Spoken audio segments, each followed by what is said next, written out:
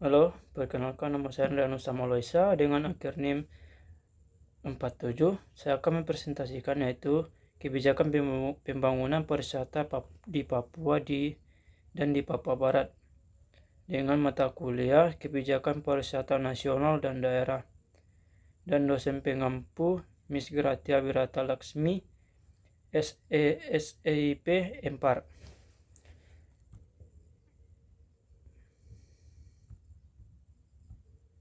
Kebijakan pariwisata berkelanjutan menurut Adinoto 1996, di mana pariwisata dianggap sebagai hal yang memiliki sifat multidimensi dengan rangkaian dalam proses suatu pembangunan, yaitu pembangunan pariwisata yang berkaitan dengan masalah sosial, budaya, ekonomi, dan politik. Di mana pariwisata berkelanjutan adalah sebuah konsep yang meningkatkan keseimbangan antara ekonomi, pelestarian lingkungan, dan tanggung jawab sosial dalam pengembangan pariwisata yang berkelanjutan untuk menciptakan lapangan kerja dan mendorong usaha kecil dan menengah dan mendistribusikan pendapatan secara adil, serta untuk melindungi hutan, pantai, hutan terumbu karang, serta kawasan yang bersejarah dan tradisi budaya lokal. Pariwisata berkelanjutan yaitu melindungi tetapi juga untuk memastikan bahwa pariwisata memberikan manfaat jangka pendek untuk semua pihak yang terlibat, termasuk masyarakat lokal, wisatawan, dan pengusaha. Kebijakan pariwisata berkelanjutan merujuk pada serangkaian langkah dan strategi yang diadopsi oleh pemerintah, organisasi pariwisata, dan pemangku kepentingan lainnya untuk mempromosikan atau mengembangkan pariwisata dan memperhatikan keberlanjutan ekonomi, sosial, dan lingkungan.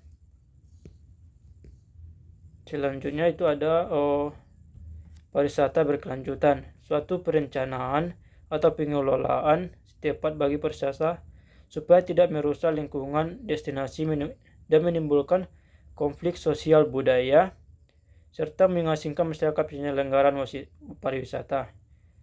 Jadi pariwisata berkelanjutan adalah pendekatan dalam suatu proses untuk manajemen pariwisata yang bertujuan untuk memenuhi kebutuhan wisatawan serta industri pariwisata ini tanpa mengorbankan kemampuan generasi masa depan untuk memenuhi kebutuhan mereka sendiri.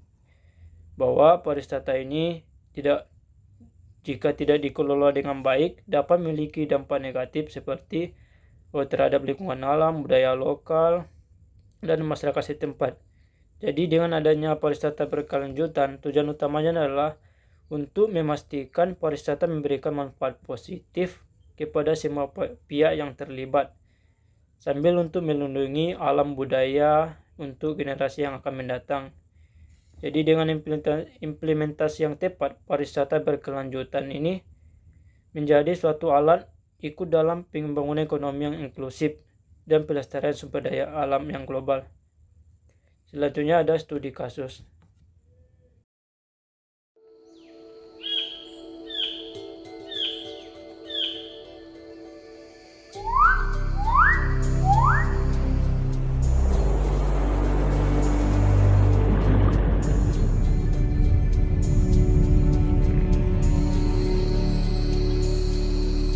Hutan dan laut Papua dan Papua Barat adalah keajaiban dunia. Namun, terlepas dari kekayaan alamnya yang sedemikian besar, Papua memiliki salah satu indikator pembangunan terendah di Indonesia. Warga dan pemerintahnya menginginkan pembangunan. Kini kita tahu bahwa ini bisa dilakukan sedemikian rupa sehingga dapat meningkatkan layanan dasar, mata pencaharian bagi masyarakat, pendapatan jangka panjang bagi pemerintah, namun tetap dengan melindungi lingkungan dan menjaga hutan dan laut yang ada. Indonesia maju dan hebat apabila Papua dan Papua Barat maju dan hebat. Pembangunan Papua dan Papua Barat adalah prioritas bagi Presiden Joko Widodo. Dan pembangunan berkelanjutan dengan cara yang sangat tepat akan menjauhkan masyarakat Papua dan Papua Barat dari kemiskinan. Papua ini, karena Papua ini diberkati dengan ekosistem keindahan alam yang luar biasa, dengan biodiversitas yang sangat besar sekali, sehingga Papua kita juluki sebagai mega biodiversity ya. Kita berharap bahwa dengan dukungan dari pemerintah daerah atau pusat, kita berharap mereka akan sama-sama membantu kita untuk mengelola kekayaan alam kita yang ada di tanah Papua, khususnya Papua, dengan cara-cara yang berkelanjutan. Nama saya Tamu Sayori, kepala kampung Akejo. Saya mendukung kelanjutan Otsus untuk masyarakat. Nama saya Ruby Hindong, Esos MDC, PLT Asisten 1 Bidang Pemerintahan dan Kesra, mengajak kepada seluruh masyarakat Papua untuk mari kita dukung otonomi khusus dalam rangka peningkatan kesejahteraan masyarakat di Kabupaten Papua. Jadi untuk kesimpulan video tadi adalah di mana Papua sangat rentan dengan kemiskinan dan pembangunan terendah di Indonesia. Jadi di Papua dan Papua Barat ini sangat kaya dengan alamnya, namun pembangunannya sangat minim sekali. Papua dan Papua Barat ini sangat membutuhkan dengan adanya pembangunan berkelanjutan. Dengan adanya pembangunan berkelanjutan, di Papua akan dapat mendapatkan lapangan pekerjaan dan pendapatan ekonomi mereka, dan mengurangi kemiskinan. Jadi pembangunan secara berkelanjutan sangat tepat untuk masyarakat Papua dan Papua Barat untuk menjauh dari kemiskinan, sehingga pentingnya untuk kebijakan pemerintah supaya membantu masyarakat dengan pembangunan yang berkelanjutan.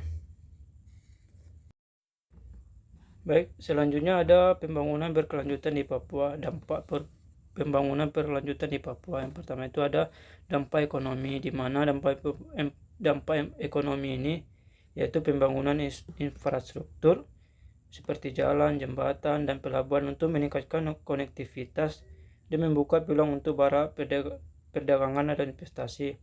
Hal ini dapat mendorong pertumbuhan ekonomi dan menciptakan lapangan pekerjaan, sehingga pengembangan usaha kecil dan menengah ini dapat membantu meningkatkan pendapatan masyarakat lokal. Yang kedua itu ada dampak sosial. Jadi dampak sosial ini adalah suatu akses yang lebih baik ke pendidikan dan layanan kesehatan untuk dapat meningkatkan kualitas hidup masyarakat lokal Papua, dan pembangunan ekonomi sosial untuk membantu mengurangi kemiskinan dan meningkatkan standar hidup masyarakat setempat. Jadi pembangunan berkelanjutan ini harus dilakukan dengan menghormati budaya dan tradisi masyarakat adat Papua tersebut. Yang ketiga ada dampak lingkungan.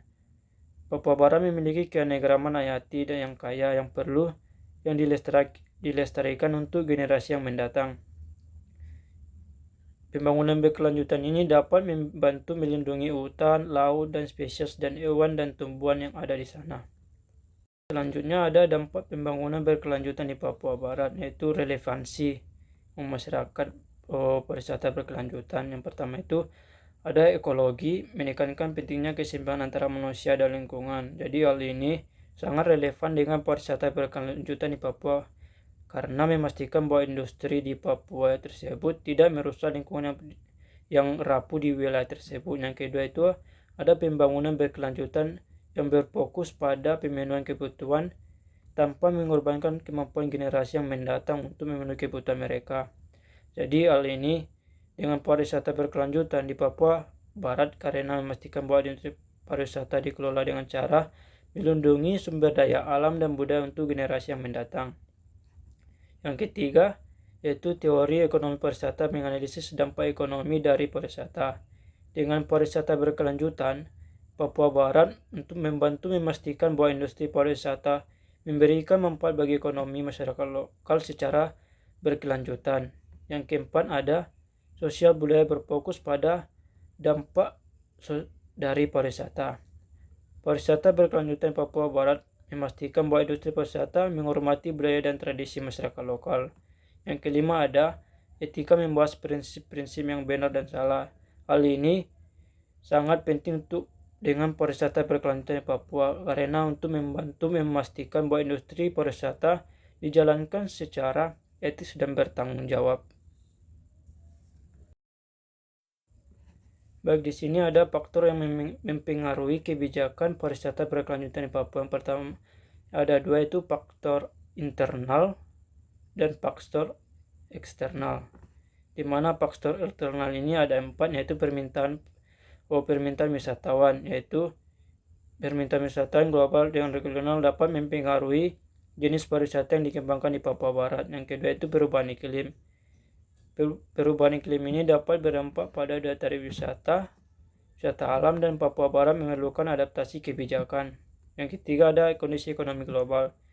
Yang kondisi ekonomi global ini dapat mempengaruhi jumlah wisatawan yang mengunjungi Papua Barat. Yang ketiga kemajuan teknologi, di mana kemajuan teknologi ini sangat penting adanya teknologi untuk memudahkan masyarakat Papua untuk menciptakan peluang dan pariwisata yang berkelanjutan. Selanjutnya ada faktor internal. Yang pertama itu ada sumber daya alam dan budaya. Jadi kekayaan sumber daya alam budaya ini merupakan suatu daya tarik utama bagi wisatawan, namun perlu untuk dikelola secara berkelanjutan untuk memastikan kelestariannya. Yang kedua ada infrastruktur. Infrastruktur ini sangat penting untuk memandai seperti pembangunan jembatan dan sangat penting untuk mendukung pariwisata berkelanjutan di Papua Barat. Yang ketiga ada sumber daya manusia. Jadi ketersediaan sumber daya manusia ini yang terampil di bidang pariwisata sangat penting untuk mengelola industri pariwisata secara berkelanjutan. Yang keempat ada keterlibatan masyarakat lokal. Jadi keterlibatan masyarakat ini sangat penting untuk dilibatkan masyarakat itu dalam perencanaan untuk mengelola pariwisata berkelanjutan dan memastikan bahwa mereka dapat manfaat dari industri ini. Yang ketiga ada kebijakan dan peraturan. Jadi pemerintah Papua Barat perlu untuk mengembangkan kebijakan peraturan yang mendukung pariwisata berkelanjutan. Baik, selanjutnya ada kesimpulan. Di pariwisata berkelanjutan merupakan konsep yang semakin penting dalam industri pariwisata yang global. Konsep ini menekankan pada pentingnya keseimbangan antara pengembangan ekonomi, pelestarian lingkungan, dan tanggung jawab sosial dan pengembangan pariwisata yang ada di Papua Barat. Di pariwisata berkelanjutan harus dilakukan dengan cara tidak merusak lingkungan. Hal ini dapat termasuk melindungi keanekaragaman hayati, energi, dan mengurangi limbah. Keuntungan ekonomi bagi masyarakat lokal pariwisata ini memberikan manfaat ekonomi bagi masyarakat lokal. Hal ini dapat dicapai dengan menciptakan lapangan pekerjaan dan mendorong usaha kecil dan menengah dan mendistribusikan pendapatan secara adil.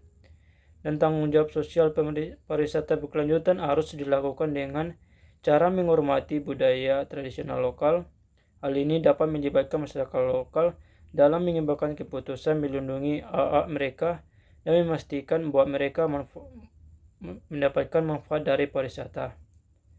Baik, selanjutnya ada referensi dan terima kasih. Itulah dari presentasi saya. Kurang lebihnya saya mohon maaf. Terima kasih.